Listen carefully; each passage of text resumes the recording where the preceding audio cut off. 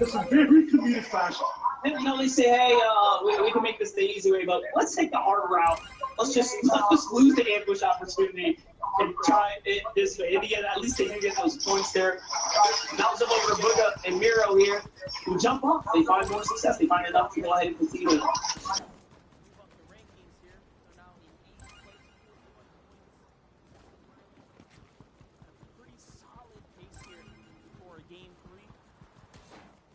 Differently, they go south.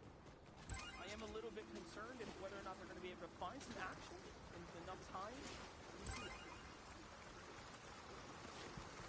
Big one or negative, they always kind of play that patient game. They start to shoot when everyone else moves, so while everyone else is staying still, head down, focus up, and play your own game. How much is this rock worth, Acorn? Because I'm pretty sure you've used many more packs than what it's cost to actually farm up, but he's still maxed out on brick.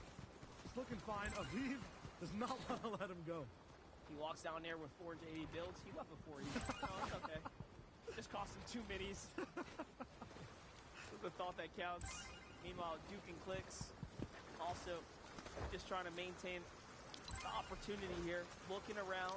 This time the zone's right on top of them, so Eastern cool for the most part. Ooh, a blind shot through the bush, and Clicks actually connects there. Find a couple more. He does! That's another 44 pickup there onto Nick FM in the distance. Those are important. Those tags are the difference maker.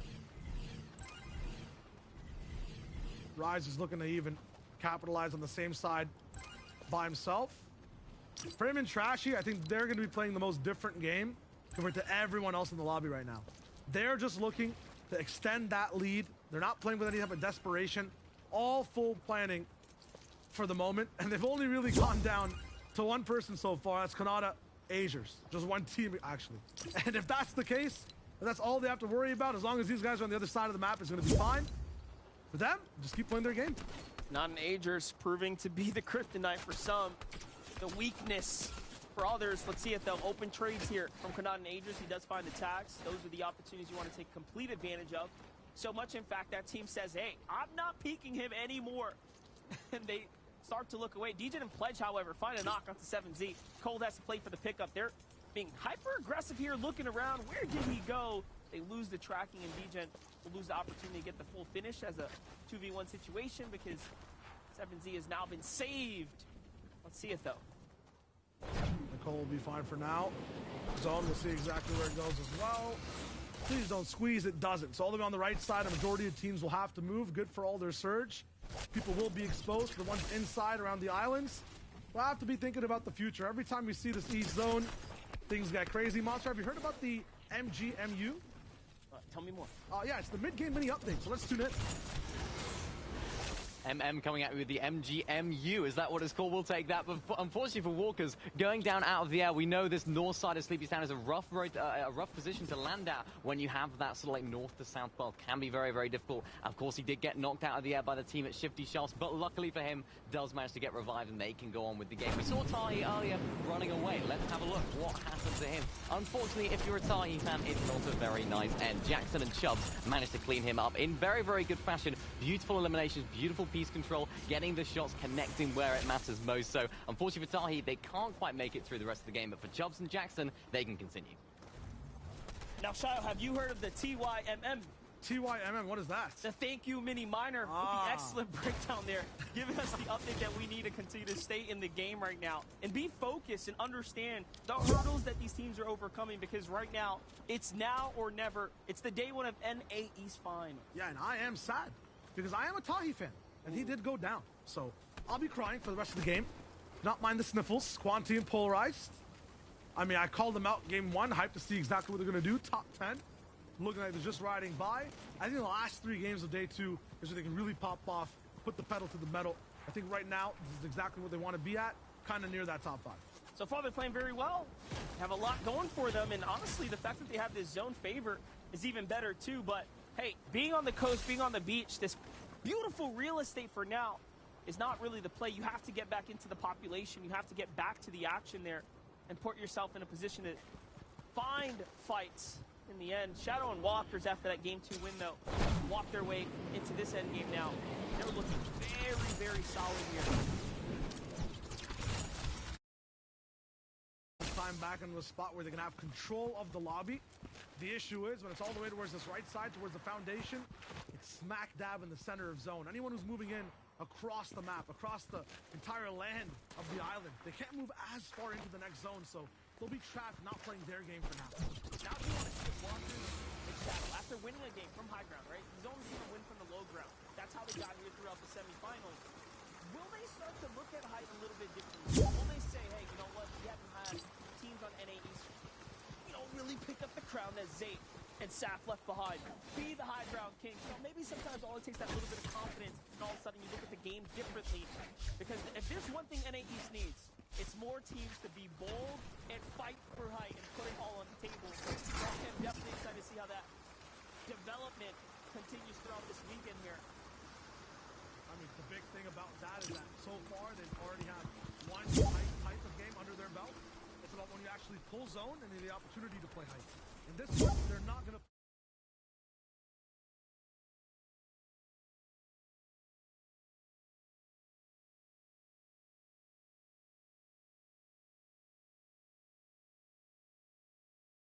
Just yet. I want to see those type of godfathers get reincarnated as well. It's always fun to watch. Back in the day, that's all you would see is the excitement of, oh my god!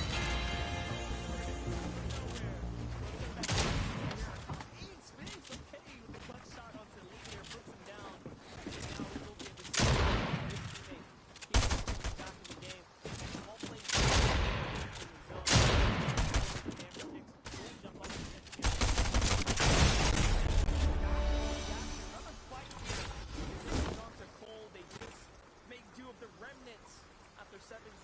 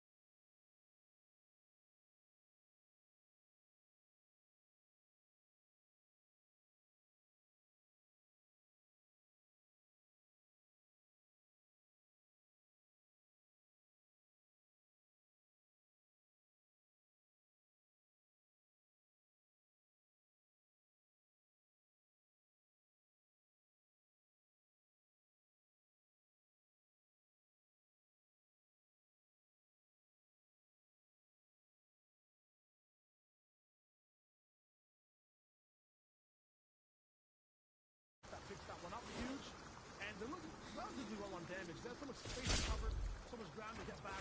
They'll move as 4 more people need to go down before that lightning stops. Talk about players going down, not even Taco is next to be named.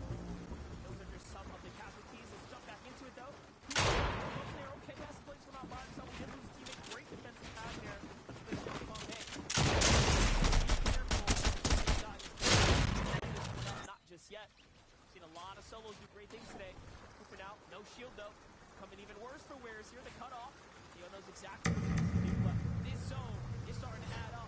It's 2 tick right now, but once it closes, it's so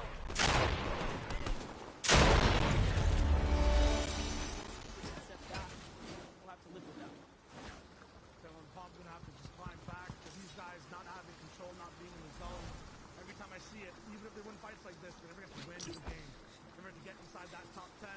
Vigo Caster, although top 6 and doing a lot of damage to other players, unfortunately right now, they're not going to be able to survive this big push. So many teams here, more than 10, almost 15 on this side of the zone. And Shadow was credited for that elimination, which means he tagged him last, so that's a big point picked up for them right there. Lawrence and Paper inside the top 10 right now, looking pretty solid. Nick finds Walker, so it's not all rainbows and sunshines on the other side. That's a trade there, so Shadow will be left by himself. Possibly hurt here. Let's take a look. Yup, Shadow getting pressured by the lobby. 4th place right now is how far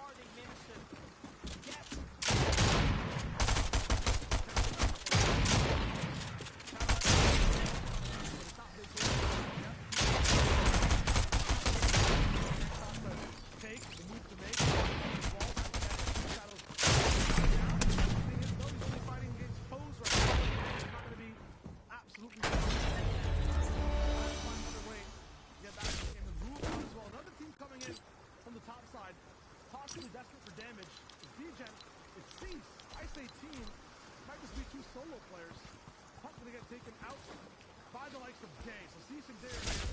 Degen's by himself on the right side. That was actually huge right there because Pump was 89 below the surge as well, so it was only a matter of time. And now we have to watch another, honestly, great player. Endgame, how much can he do?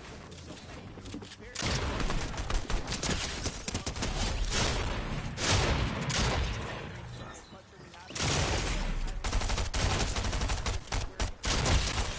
final stage, big setting. Grapple level needed it. You have to move past Cease and Day. Cease being the one that has this maximum awareness. He knows he's going back and down on that side of the island. He understands that Degen's up top by himself. There's another solo inside that box as well. Day will look at the rest of the zone. Look at the trust he's given to Cease to have this fight towards the back. Keep the tracking down. Huge shots on both sides. Degen going to be going down. Might be a knock, so maybe his teammate is not. No, Shadow's going to be taken out by Degen. All the way in his own passage, so it'll be Cease and Day, a huge boss fight. It's going to be almost impossible to win. Crystal will take him down. Blume and Miro finally alive and together inside this game. The most important thing with control. Last time, they were just running. Miro, they this point, wrapped them around builds inside the zone. I want to see these guys achieve this before.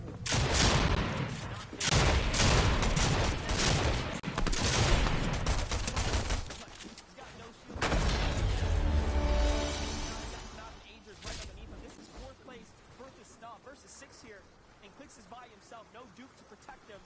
And there, Kanata makes a decision. We're going to go in. He takes the wall. And Agers follows up. And he was even faster with the shot than Agers could react. And just like that, they get themselves the points that they needed. They put an end to Clicks there in 6. I can assume he's going to drop down to around 8th or 10th or so. Yeah, after that edit too, uploaded to the lobby with gigabit speed. That man was taken out so fast. So when Kanata and Agers want something, they get it. Once again, right outside of this half and half. When was the last time this happened to Kanata and Agers? When they won that first game. On the left side of where things pull. So deja vu for them, maybe. Rise and Trashy also here.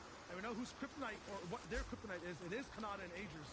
Every single team that was there in that first game is kind of in that same spot. If that's the case, Kanata and Agers should be shoo-ins to win. They do find themselves near one another again here as Rise builds over their box and slips off to the side there. So careful. Same thing too here. Iamco and Jamper, one of the highest teams elevated, looking for a high ground play. They'll see Kanata and Agers. The question is this time, do they give up their power slot to try to play the entire tournament, or do they just, utilize the spot, fight for it, and play for the win? Well, right now, Iamco's cutting teams off. He's looking to hunt. He wants a refresher. He can actually build this way all the way through high. Oh, he lets his guard down for a second. That could have been Rise and Crash feasting. Last time there was a challenge, they just fell all the way to low ground this time.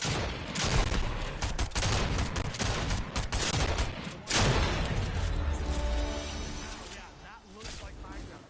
In 8 seconds, we'll see. Do they actually get to play from here? If this thing pulls all the way towards the beach, all this investment on these builds will not matter. People like Me Too will be in the spot. It pulls all the way towards that beach and the Joneses. Going to be tough to play height from here for now. See what they can do for Shonye and Me Too, though. This is perfect.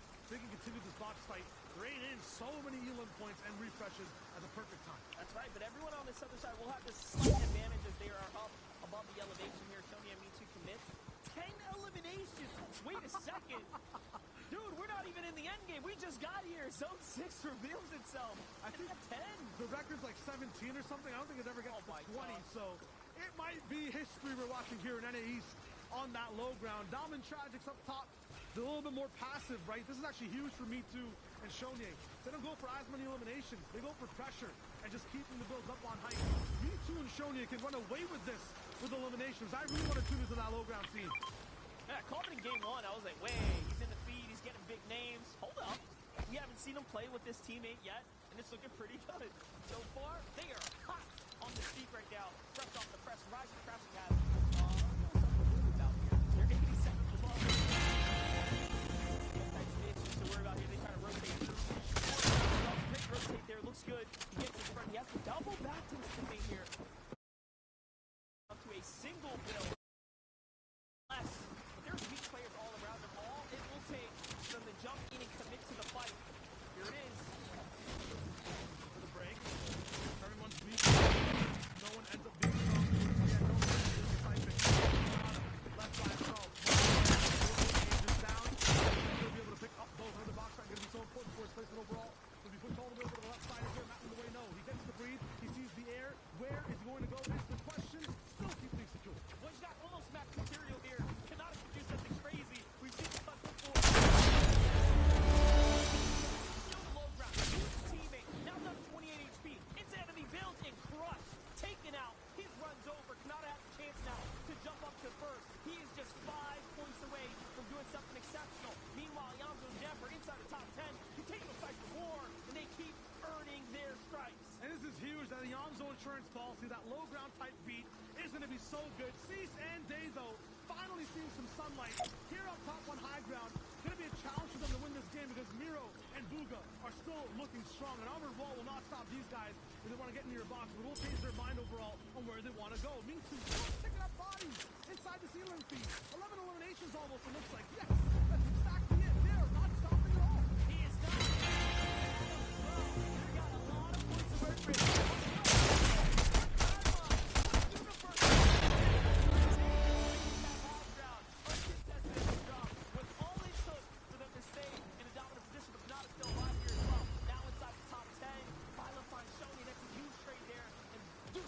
So close right now. The teams that are live have so many Elans.